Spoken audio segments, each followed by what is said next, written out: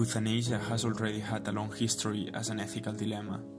Some years ago, it was seen incompatible with the value of human life. That later changed, when it was understood that euthanasia was morally permitted, if releasing the patient from his suffering outweighs the duty to preserve life. However, only a handful of countries in the entire world have legalized euthanasia. Some years ago, I could see the degradation of my great-grandmother, from a fully functional life to a life restrained to a wheelchair, being unable to communicate and needing to be fed, washed and taken care for. What would she have done if she had had the option to end her life? What would I do if I found myself in a similar situation? This circumstance was the spark that led to our question: are you allowed to kill yourself?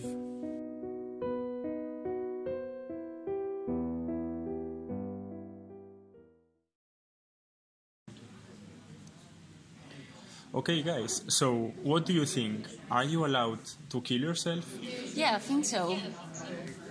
Oh, please don't say that, my love. Don't you think that, for example, Kant would have said that human life has an intrinsic value and that therefore you should always protect it? Yeah, but that's the deontological way of thinking. When you see it from the utilitarian point of view, doesn't the value of life depend on the conditions of that life in terms of pleasure and pain? And wouldn't someone who is suffering value his or her life in the same way as someone who is happy and eating ice cream? Like now, for example, I feel like this terrible flower. Yes. Okay, I feel like this flower and I'm eating ice cream, but what is suffering and how then you should measure it in an objective way? Well, I think that suffering is being in incredible pain. Okay, in that case, I was also suffering a lot when once my girlfriend broke up with me.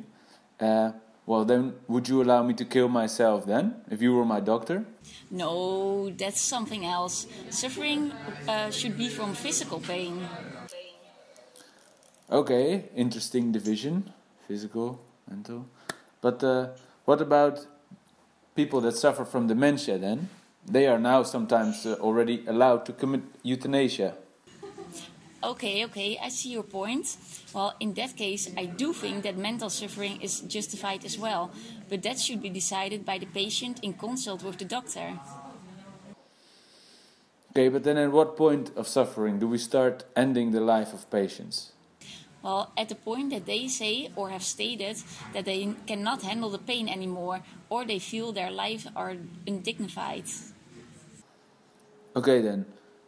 So, but what if you once thought that having dementia would mean that you would lead an undignified life, as you say, but actually you find that you are very happy in your dement state? Well, now you're judging the subject. It's about autonomy and the right to decide about my own life. If I'm convinced that my suffering is unbearable or I feel I lost my dignity, I do not want to live anymore.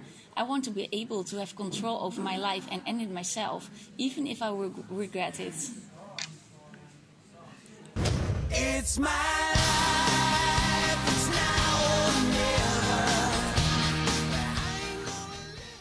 And who made life such a valuable commodity anyway? Life is everywhere.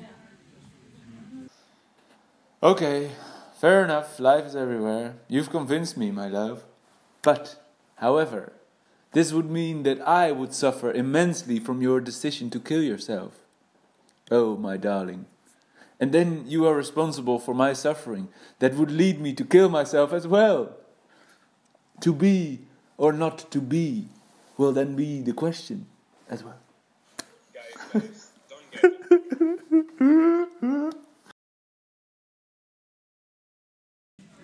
Guys, don't get off track.